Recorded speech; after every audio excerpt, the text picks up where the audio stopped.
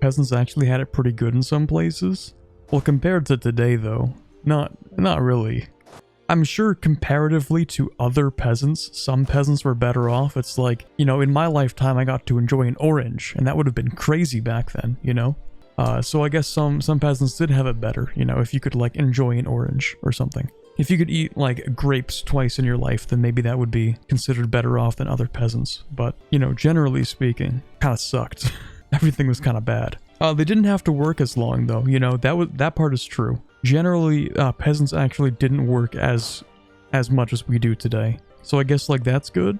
That's a positive thing. I mean, we don't get to have that nowadays, but like that was a cool thing.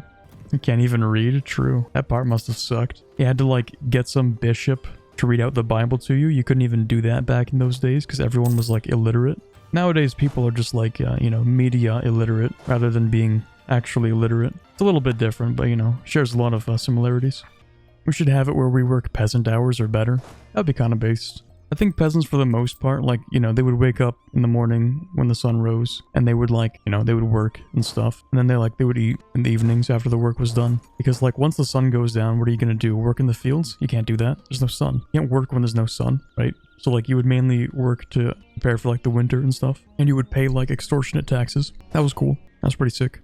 Even worse when Lord Von this and that thought Count blah blah blah looked at him funny, need to go to war without question. Yeah, that part was great. That was the best part. Is when the Lord's army comes marching through and he's like, alright, so basically I'm gonna have to like take some young men from your village to go and fight this war. I'm gonna have to take your sons to go and die in this bloody conflict of absolute meaningless proportions. And everyone's like, okay. It's like, well, I guess that's what we signed the contract for. For when his sister's wife's cousin, his sister wife cousin died halfway across the HRE and some minor succession war broke out.